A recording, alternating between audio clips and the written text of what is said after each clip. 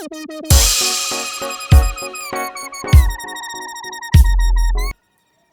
Friends, இது VBM audios. நான் பிரதாப். நம்ம சேனலில் நீங்கள் சப்ஸ்கிரைப் பண்ணலாம், சப்ஸ்கிரைப் பண்ணிவிட்டு கூட ஒரு பெல் பட்டன் இருக்கும், அதை கிளிக் பண்ணி வச்சிட்டிங்கன்னா நான் போடுற வீடியோ உடனுக்குடன் நோட்டிஃபிகேஷனில் வரும். நம்ம இந்த வீடியோவில் என்ன பார்க்க போகிறோம்னா, ஒரு 12 to 24 வோல்ட் கன்வெர்ட்டர் போர்டை பற்றி தான் பார்க்க போகிறோம். இந்த கன்வெர்ட்டர் போர்டு நம்ம எதுக்கு யூஸ் பண்ணுறோம்னு பார்த்தீங்கன்னா, 12 வோல்ட் ஆம்பிளிஃபையர் செய்யறதுக்காக யூஸ் பண்ணுறோம். அதாவது வண்டி அந்த மாதிரி பேட்டரியில் எதுவாக இருந்தாலும், பேட்டரியில் ரன் ஆகக்கூடிய ஆம்பிளிஃபையர் எதுவாக இருந்தாலும் இந்த போர்டு வச்சு செய்யலாம். இது வந்து பார்த்தீங்கன்னா நம்ம 12 வோல்ட் கொடுத்தோம்னா 24 வோல்ட், அதாவது வந்து டியூல் பவர் சப்ளையாக 24/0/24 கன்வெர்ட் பண்ணி நமக்கு கொடுக்கும். இந்த போர்டு பார்த்தீங்கன்னா பவர் சப்ளை நம்ம அதிகமாக வாட்டேஜ் அதிகமாக எடுக்கும்போது பார்த்தீங்கன்னா நிறைய ஃபால்ட் ஆகும்.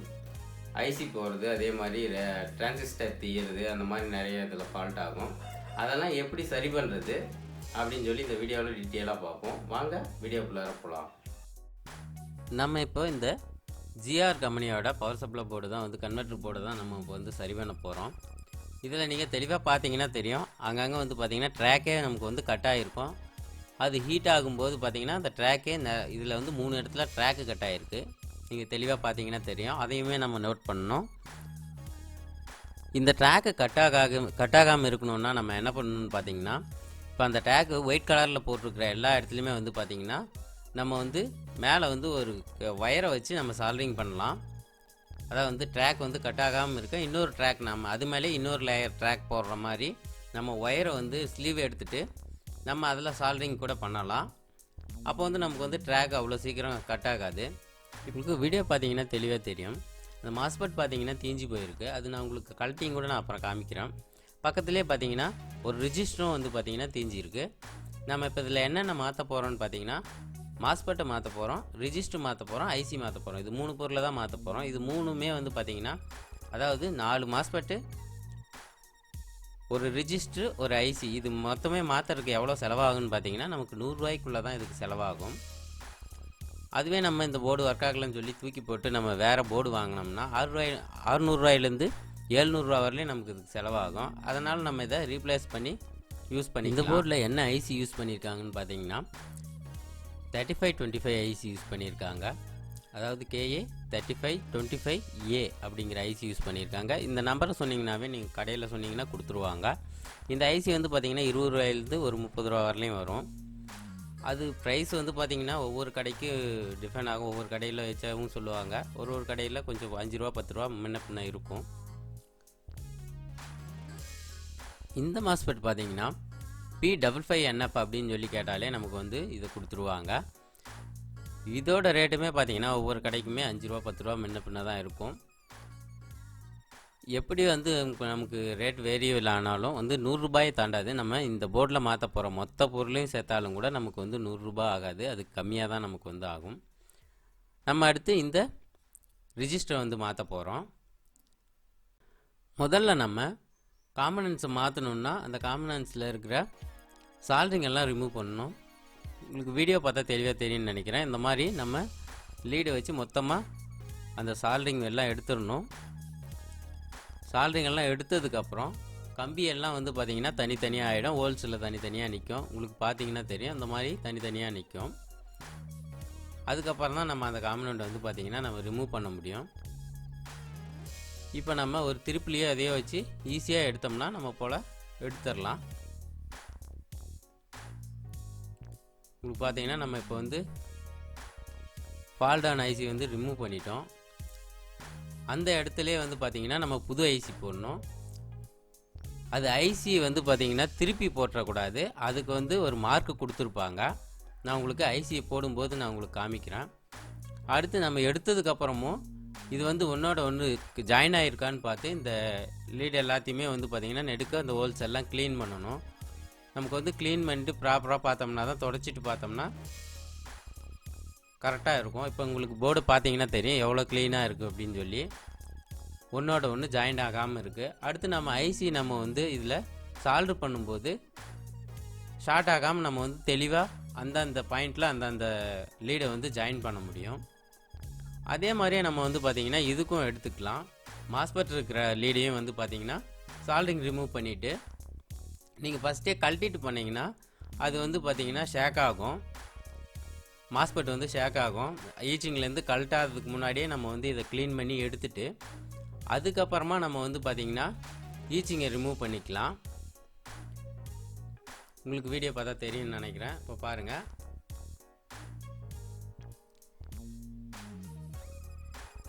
இப்போ இதில் தான் வந்து பார்த்திங்கன்னா ஒரு மாஸ்பெட் வந்து சுத்தமாக வெடிச்சியே இருக்குது. பக்கத்தில் இருக்கிறது லைட்டாக கருகி இருக்குது. நம்ம வந்து இது வந்து மொத்தமாகவே மாற்றிட போகிறோம். ஏன்னு பார்த்தீங்கன்னா மொத்தமாகவே அது வந்து ஹீட் ஆகிருக்கும். அது வந்து பர்னிங் ஆகும்போது பார்த்தீங்கன்னா பக்கத்தில் இருக்கிறதும் வீக் ஆகிருக்கும். நம்ம வந்து ஒட்டுக்காக மாற்றிட்டோம்னா பவர் சப்ளையில் எந்த பிரச்சனையுமே இருக்காது. அது சுவிட்சிங் பண்ணி கொடுக்கறதுக்காக தான் அதை வந்து நம்ம இதில் யூஸ் பண்ணுறோம். அந்த சுவிட்சிங்கில் எந்த ஒரு பிரச்சனையுமே இருக்காது. நம்ம வந்து டோட்டலாக 4யுமே மாற்றிட்டோம்னா அதிக காஸ்ட் வர மாதிரினாலும் கூட பார்க்கலாம், நம்ம ஒன்று விட்டுட்டு இன்னொன்று மாற்றலாம் அப்படிங்கிற மாதிரி. நம்ம 4யுமே மாற்றிடுறது ரொம்பவே பெட்டராக இருக்கும். அடுத்து பார்த்தீங்கன்னா ஈச்சிங்க்கு 2 நெட்டு கொடுத்துருப்பாங்க. அந்த நெட்டை கழட்டின உடனே ஈச்சிங் வந்து தனியாக வந்துடும். அடுத்து நம்ம இந்த ஈச்சிங்கை கழட்டிட்டு வந்து பார்த்திங்கன்னா டிரான்சிஸ்டரை வந்து எடுக்க வேண்டியது தான் இப்போ பேலன்ஸு. அதில் வந்து பார்த்திங்கன்னா இந்த பேப்பர் அதோடவே மெல்ட் ஆகி பிடிச்சிருக்கு. ஏன்னா இது ஹீட் ஆகி தான் வந்து பார்த்திங்கன்னா வெடிச்சிருக்கோம். அந்த டைமில் பார்த்திங்கன்னா அது வந்து ஹீட் ஆகி மெல்ட் ஆகி ஒட்டிகிட்டு இருக்குது. அதை நம்ம பேப்பரை கிளியாமல் எடுத்துட்டு நம்ம திரும்ப இதை வச்சு ஃபிட் பண்ணும்போதுமே பார்த்திங்கன்னா அந்த ஹீட்ஸிங்கில் வந்து காண்டாக்ட் ஆகாத மாதிரி தான் வைக்கணும் இதை. இப்போ அந்த இடத்துல ஹோல்ஸ் போட்டிருந்தாலும் கூட இதுலேயே மிச்சமாக இருந்துச்சுன்னா கட் பண்ணி நம்ம அந்த இடத்துல காண்டாக்ட் ஆகாமல் வைக்கலாம். உங்களுக்கு பார்த்திங்கன்னா தெரியும் இது எப்படி வந்து மெல்ட் ஆகிருக்கு அப்படின்னு சொல்லி. அடுத்து நம்ம இப்போ மாஸ்பெட்டை வந்து எடுத்துடுவோம். எடுத்துட்டு க்ளீன் பண்ணிவிட்டு அடுத்து திரும்பவும் ஈச்சிங் வச்சு இருந்த இடத்துலையே வந்து ஃபிட் பண்ணிடுவோம்.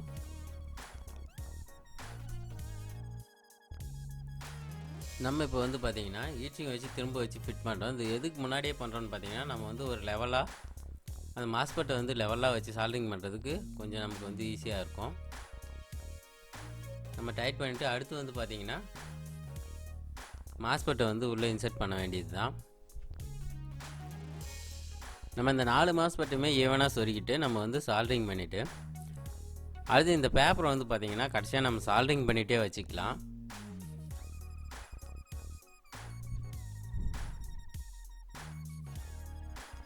இப்போ பார்த்தீங்கன்னா உங்களுக்கே தெரியும் ஈவனாக நம்ம வச்சு மாஸ்பெட்டை வந்து செட் பண்ணிட்டோம். நம்ம திருப்பி வச்சு இப்போ சால்ட்ரிங் பண்ண போகிறோம். நம்ம அதை சால்ட்ரிங் பண்ணுறதுக்கு முன்னாடி லைட்டாக நம்ம வந்து பார்த்திங்கன்னா பேஸ்ட் வச்சுக்கலாம். பேஸ்ட் வச்சோம்னா நமக்கு வந்து சால்ட்ரிங் வந்து நல்லா ஒட்டும். அதே மாதிரி ஒரு லீடு இன்னொரு லீடோட ஜாயிண்ட் ஆகாத மாதிரி பார்த்து நம்ம சால்ட்ரிங் பண்ணிக்கணும். நம்ம இதை சால்ட்ரிங் பண்ணிவிட்டு கூட ஐபி அடித்து நம்ம க்ளீன் பண்ணி கூட பார்த்துக்கலாம். நமக்கு வந்து கொஞ்சமான பக்கத்தில் வந்து லீடு ஒட்டியிருந்தாலும் கூட தெளிவாக தெரிஞ்சிடும் ஐபி வச்சு க்ளீன் பண்ணிட்டு பார்த்தோம்னா. அடுத்து நாம் ஐசி வந்து ஃபிக்ஸ் பண்ணிக்குவோம். ஐசி போடும்போது பார்த்தீங்கன்னா ஐசி போடுறதுக்கான நாட்ஸ் வந்து உங்களுக்கு கொடுத்துருப்பாங்க. ஒரு பக்கம் வந்து பார்த்தீங்கன்னா எப்படி ஐசி போடணும்னு சொல்லிட்டு பிசிபிலே வந்து மார்க் பண்ணியிருப்பாங்க. அதை பார்த்து நம்ம ஐசி வந்து ஃபிக்ஸ் பண்ணிக்கணும். ஐசி காலுங்களும் பார்த்தீங்கன்னா அட்ஜஸ்ட் பண்ணி நம்ம ஹோல்ஸில் உட்கார்ற மாதிரி ஒவ்வொன்றா அட்ஜஸ்ட் பண்ணி கரெக்டாக நம்ம வந்து போட்டுக்கணும். இந்த ஐசி போடுறதுல திருப்பி போடாமல் போட்டால் மட்டும் போதும். நாச்சு இருக்குது பாருங்கள். அதே மாதிரி கீழே வந்து பார்த்தீங்கன்னா மார்க் கொடுத்துருப்பாங்க. இந்த பக்கம் தான் ஐசி இன்சர்ட் பண்ணணும் அப்படின்னு சொல்லி பிசிபிலே. அதை பார்த்து நம்ம வந்து இன்சர்ட் பண்ணிக்கலாம். அதே மாதிரி நம்ம ஐசி காலுக்கும் பார்த்தீங்கன்னா ஒவ்வொரு லீடுக்குமே வந்து இந்த மாதிரி பேஸ்ட்டை போட்டு நம்ம சால்ட்ரிங் பண்ணோம்னா ஈஸியாக நமக்கு வந்து சால்ட்ரிங் ஆகிடும். இதுவுமே வந்து பார்த்திங்கன்னா ஒன்றோட ஒன்று ஜாயின் ஆகாமல் நம்ம வந்து சால்ட்ரிங் பண்ணணும். ஐசி நம்ம சால்ட்ரிங் பண்ணும்போது போதுமான அளவு நம்ம வந்து சால்ட்ரிங் கம்பியை மட்டும் வச்சோம்னா போதும். கொஞ்சம் கொஞ்சமாக வச்சோம்னா கரெக்டாக அதுவே ஃபிக்ஸ் ஆகிக்கும். நம்ம அதிகமாக கொடுக்கும்போது தான் பக்கத்தில் வந்து பார்த்திங்கன்னா இன்னொரு லீடோட கூட ஜாயின் ஆகிரும்.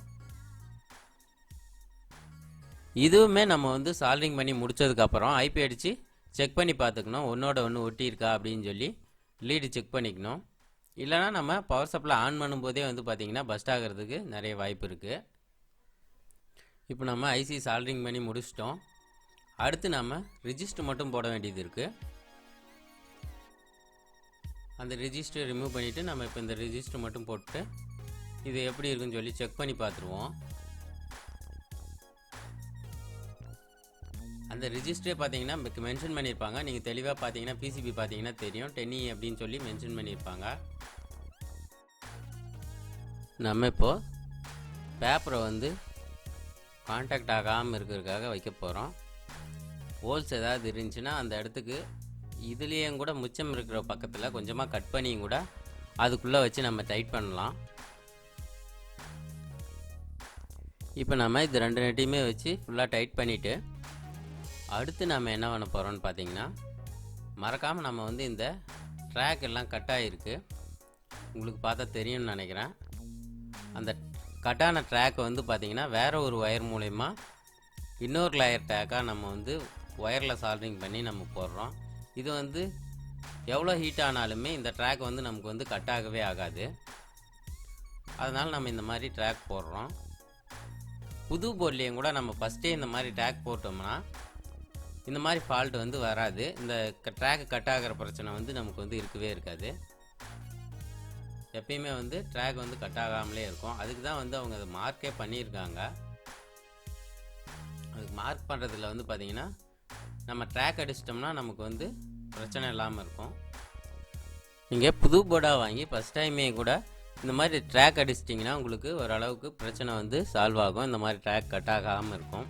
மற்ற இடத்துல அடிக்க தேவையில்லை. இந்த ஒயிட் கலரில் எங்கெங்கே மார்க் பண்ணியிருக்காங்களோ அந்த இடம் மட்டும் நம்ம அடிச்சிட்டோம்னா பிரச்சனை இருக்காது. அடுத்து நாம் இந்த ட்ராக் அடித்து முடிச்சுட்டு இது பவர் சப்ளை கரெக்டாக வருதான்னு சொல்லி செக் பண்ணி பார்த்துருவோம். ஓகே ஃப்ரெண்ட்ஸ், நம்ம சேனலுக்கு நீங்கள் புதியவராக இருந்தீங்கன்னா நம்ம சேனலை சப்ஸ்கிரைப் பண்ணி வச்சுக்கோங்க. இந்த வீடியோ உங்களுக்கு பிடிச்சிருந்துச்சுன்னா உங்கள் ஃப்ரெண்ட்ஸுக்கு ஷேர் பண்ணுங்கள். இந்த வீடியோ பற்றின கருத்துக்களை கமெண்ட் பாக்ஸில் சொல்லுங்கள். இந்த வீடியோ யூஸ்ஃபுல்லாக இருந்துச்சா இல்லையா அப்படின்னு சொல்லி கமெண்ட் பாக்ஸில் சொல்லுங்கள், நான் தெரிஞ்சுக்கிறேன்.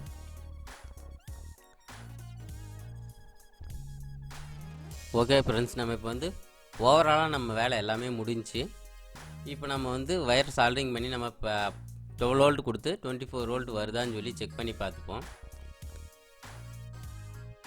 இதுக்கு வந்து பார்த்திங்கன்னா நான் ஒரு சின்ன பேட்டரி ரெடி பண்ணி வச்சுருக்கேன். அந்த பேட்டரியிலேருந்து தான் நான் வந்து இப்போ பவர் சப்ளை கொடுக்க போகிறேன். பார்த்திங்கன்னா அது 12 வோல்ட் வரும். 12 வோல்ட் நம்ம இப்போ பவர் சப்ளை கொடுக்குறோம். கொடுத்துட்டு மல்டிமீட்டரை வச்சு செக் பண்ணி பார்த்துருவோம் எத்தனை வோல்ட் வருது அப்படின்னு சொல்லி. இது வோல்ட்டு செக் பண்ணும்போது பார்த்திங்கன்னா 20 வோல்ட்டில் வச்சிடாமல் டிசியில் வந்து 200 வோல்ட்டில் வச்சு செக் பண்ணோம். ஏன்னா 20 வோல்ட்டுக்கு மேலே வரும் நம்ம இதில் அவுட்புட்டு. இன்புட்டு 12 வோல்ட் கொடுத்தோம்னா 20 வோல்ட்டுக்கு மேலே வரும். நம்ம வந்து இதை வந்து இப்போ செக் பண்ணி பார்த்துருவோம்.